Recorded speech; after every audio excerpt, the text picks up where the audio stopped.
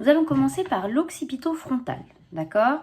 Donc l'occipito-frontal, son travail c'est de bouger le cuir chevelu, il forme les plis du front et élève les sourcils, d'accord? Donc c'est celui qui fait ça.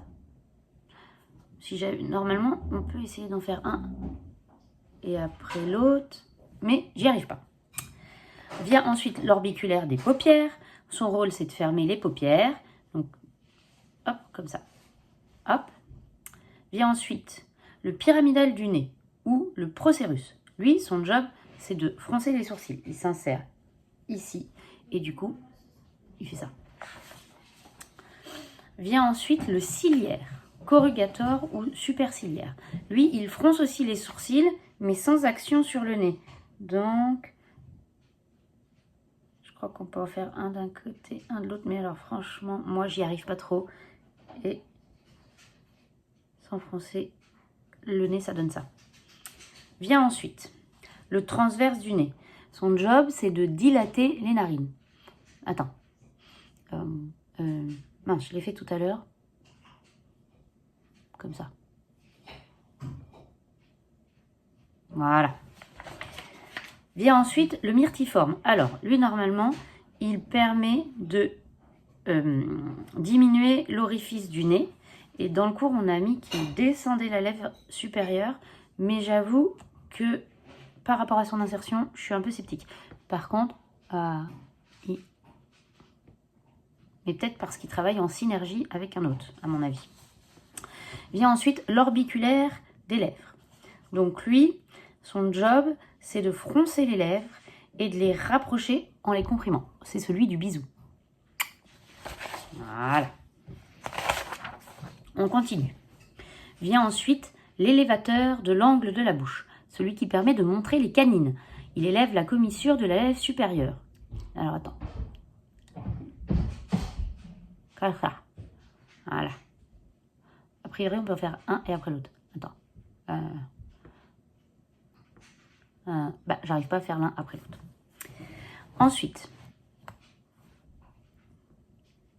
vient l'élévateur de la lèvre supérieure et de l'aile du nez. Alors, il élève l'aile du nez et la lèvre supérieure, découvrant les incisives supérieures. Donc, c'est celui qui fait ça. Alors, celui d'avant, du coup, l'élévateur de l'angle de la bouche, il doit plutôt faire ça. Ah oui, je me suis trompée. Hop. Hop. Ça, c'est l'élévateur de l'angle de la bouche. Et ça, c'est l'élévateur de la lèvre supérieure et de l'aile du nez. Ok. Vient ensuite le grand et le petit zygomatique. Donc, le zygomatique mineur lève la lèvre supérieure vers le haut et en dehors, donne l'air de faire la moue. Et le majeur lève la commissure de la bouche vers le haut et en dehors. Et pour le coup, il permet de rire. Donc le mineur, ça nous ferait comme ça. Et le majeur, comme ça. Vient ensuite le buccinateur. Il se localise dans l'espace existant entre les maxillaires et la mandibule. D'accord. Et en profondeur par rapport au reste des muscles de cette région faciale. Il attire la commissure labiale en arrière en allongeant la fente buccale.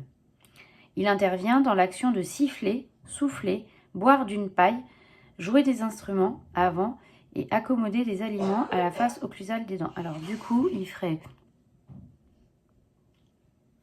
Ici, on l'aspire comme ça. Ensuite, le Rhizorius de Santorini emmène la commissure labiale vers le dehors et l'arrière. Donc, du coup, c'est celui du faux rire. Comme ça. Le mentonnier ou mentalis, il élève le menton. Il élève et propulse la lèvre inférieure. Aide à maintenir la position de la lèvre lors de la prise de liquide.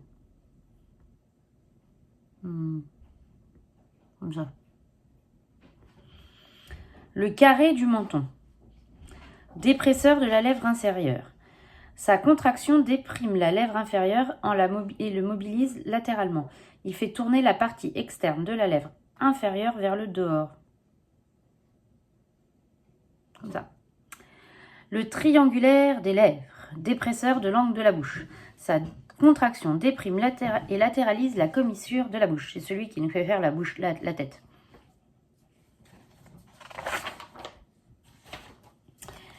Pour finir, le platysma. Il élève et tend la peau du cou. Il déprime les commissures labiales et la peau du menton. C'est celui-ci.